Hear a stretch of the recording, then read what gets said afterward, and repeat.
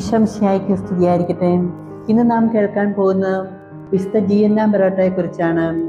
1922 October 4 ഇറ്റലിയിലാണ് ജിയന്നയുടെ ജനനം.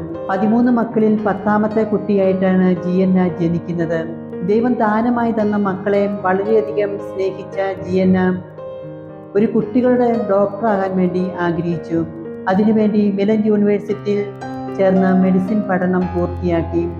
1955 സെപ്റ്റംബറിൽ പിയാട്രാമോണോ എന്ന എഞ്ചിനീയറിനെ ജിയന്ന വിവാഹം കഴിച്ചു.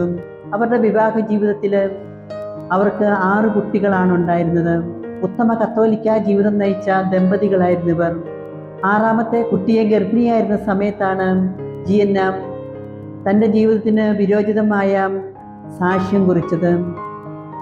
6ാമത്തെ കുട്ടിയെ ഗർഭിണിയായിരുന്ന സമയത്ത് ഡോക്ടർ പറഞ്ഞു, ഗർഭപാത്രത്തിൽ ഒരു മുഴയുണ്ടെന്നും ആ മുഴ നീക്കം ചെയ്യണമെന്നും അതിനായിട്ട് കുട്ടിയെ അബോർട്ട് ചെയ്യണമെന്നും ഡോക്ടർമാർ നിർദ്ദേശിച്ചു. എന്നാൽ ജിയന്ന പറഞ്ഞു, എൻ്റെ ജീവൻ പോയാലും കുഴപ്പമില്ല, ദൈവം ദാനമായി തന്ന കുട്ടിയുടെ ജീവൻ രക്ഷിക്കണമെന്ന് ജിയന്ന അഭ്യർത്ഥിച്ചു. അതിൻ പ്രകാരം ജിയന്ന ഒരു പെൺകുഞ്ഞിന് ജന്മം നൽകിയ ഒരാഴ്ച കഴിഞ്ഞപ്പോഴത്തേക്കും ജിയന്നയുടെ ആരോഗ്യം വഷളായി. അങ്ങനെ 1962 ഏപ്രിൽ 22 അവർ തൻ്റെ സ്വർഗീയ പിതാവായ ഈശോയിലേക്ക് യാത്രയായി. ജിയന്നയ്ക്ക് 6ാമതുണ്ടായ കുഞ്ഞിനും ജിയന്ന എന്ന് തന്നെയാണ് പേരിട്ടത്.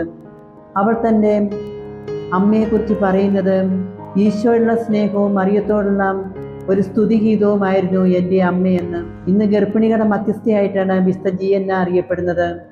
അമ്മമാരിൽ പ്രധാന വിശുദ്ധിയായ ജിയന്നയോട് അമ്മമാരായ നമുക്ക് ഓരോരുത്തർക്കും മാധ്യസ്ഥം അപേക്ഷിക്കാം. ദൈവം എല്ലാവരെയും സമർത്ഥമായി അനുഗ്രഹിക്കട്ടെ.